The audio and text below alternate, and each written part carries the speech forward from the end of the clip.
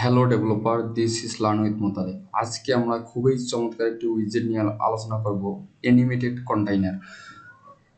তো আপনারা এখানে দেখতেছেন, যখন আমি এই আউটপুটে ক্লিক করতেছি তখন কিন্তু আমাদের অ্যানিমেটেডটা চেঞ্জ হচ্ছে, কন্টেইনারটা চেঞ্জ হচ্ছে। দেখেন, আবার ক্লিক করলে আবার কিন্তু একটা রিভার্স কন্টেইনার হচ্ছে এবং ভিতরে একটি উইজেট ইউজ করছি যেটা আছে ফ্লাটার লোগো। তো আপনি এই কাজটা করতে পারবেন অ্যানিমেটেড কন্টেইনার উইজেটের মাধ্যমে। Let's go start. তো আমরা এখানে কাজ করতে পারি। তো অবশ্যই আমাদের এই উইজেটটাকে মেন মেন ফাইলের সাথে অ্যাডজাস্ট করতে হবে। তার জন্য অবশ্যই এখানে আমরা হোম পেজের জায়গায় আমাদের অ্যানিমেটেড কন্টেইনার উইজেট ফাইলটাকে, তারপর আমরা অবশ্যই এখানে ইম্পোর্ট করবো ফাইলটা।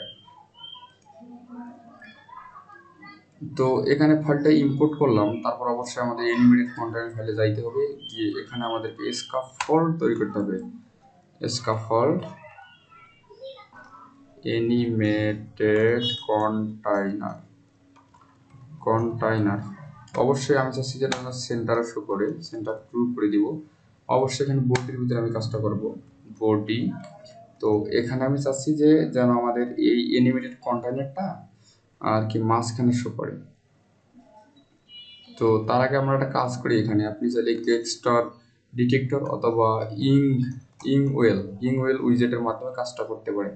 তো আমি চাচ্ছি ইংওয়েল উইজেটের মাধ্যমে কাজটা করি। তারপর অবশ্যই এখানে আমরা ওয়ানটা পাবো। তার আগে আমাদেরকে একটা কাজ করতে হবে, এখানে আমাদের একটা বুলিয়ান ভেরিয়েবল নিতে হবে যেন আমরা এই বুলিয়ান ভ্যালুর মাধ্যমে কিছু লজিক্যালি কাজ করতে পারি।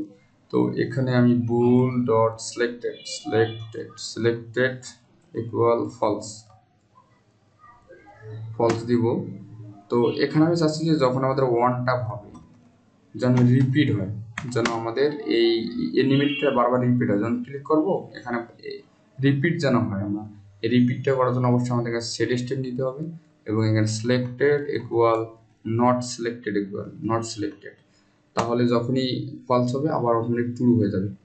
তো এখানে আমাদের একটা কাজ করতে হবে, এখানে চাইল্ডের জায়গায় আমরা অ্যানিমেটেড কন্টেইনার ইউজ করতে পারি।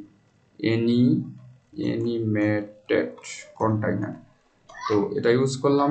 আপনারা যদি কন্ট্রোল প্লাস স্পেস চাপেন, এর ভিতরে অনেকগুলো প্রপার্টি আছে, সেগুলো দেখতে পারবেন এবং সেগুলো ইউজ করতে হবে।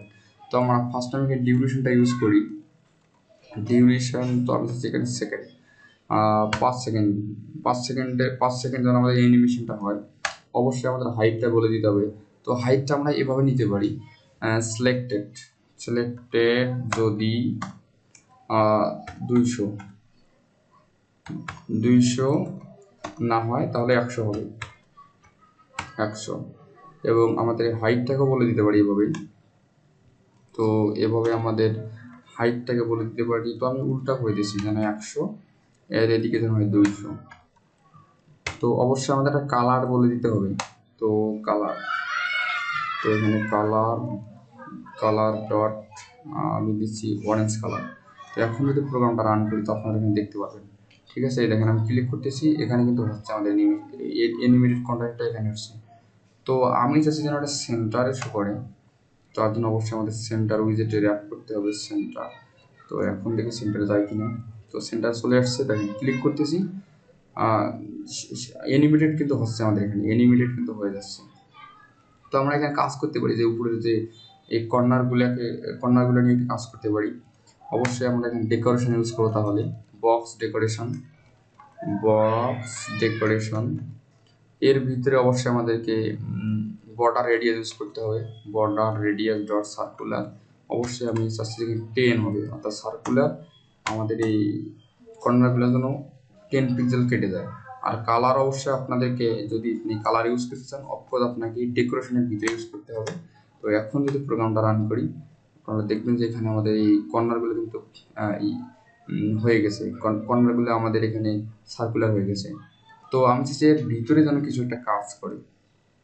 তার আগে আপনারা এখানে অনেকগুলো প্রপার্টি নিয়ে কাজ করতে পারেন। দেখেন এখানে আছে, কার্ভ আছে, তো আপনারা এটা ইউজ করতে পারেন। কার্ভ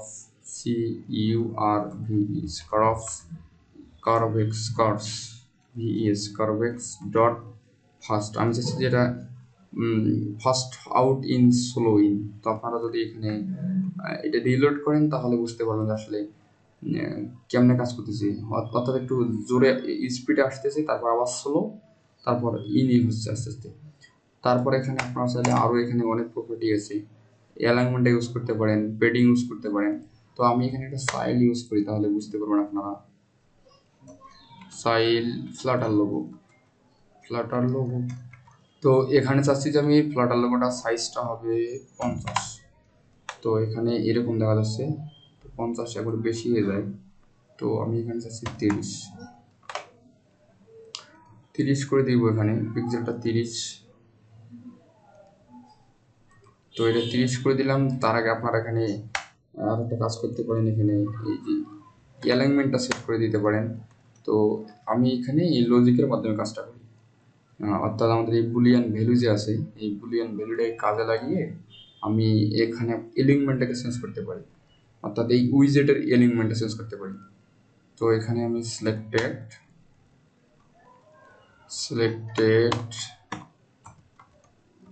এলিমেন্ট,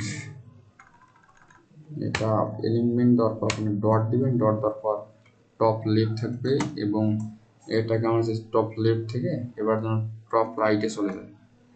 টপ লেফট, এবারে টপ রাইট, টপ রাইট। তো সিলেক্টেড। তো এখন যদি প্রোগ্রামটা আমি আবার রান করি, তো এখানে দেখতেছেন এটা কিন্তু আমাদের টপ রাইটে চলে গেছে। এখন যদি আমি ক্লিক করি, এখানে আমাদের টপ লেফটে চলে আসছে, ঠিক আছে।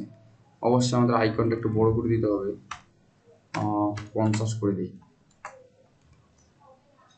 তো এখন যদি ক্লিক করেন, দেখতেছেন আমাদের টপ রাইটে চলে গেল। আবার ক্লিক করলে আমাদের দেখেন টপ লেফটে চলে আসলো, কিন্তু এটা একটা পেডিং দেওয়া উচিত। তো আপনারা এটা কাজ করতে পারেন এভাবে, ফ্লাটার লোগো আপনার অল্টার প্লাস যদি ইন্টার চাপেন, তাহলে র্যাপ এগুলো শো করবে। তারপর আপনি এখানে এই র্যাপে ক্লিক করবেন, অথবা ডাইরেক্ট পেডিংয়ে ক্লিক করবেন।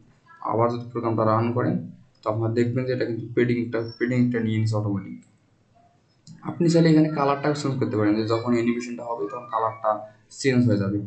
তো আপনারা এভাবে কাজ করতে পারেন। Selected is selected dot wait,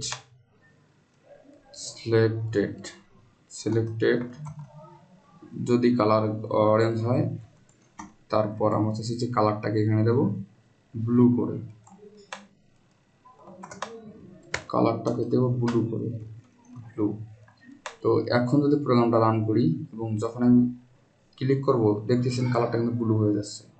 তো আবার ক্লিক করবেন, দেখবেন যে কালারটা কিন্তু আবার অরেঞ্জ হয়ে যাচ্ছে।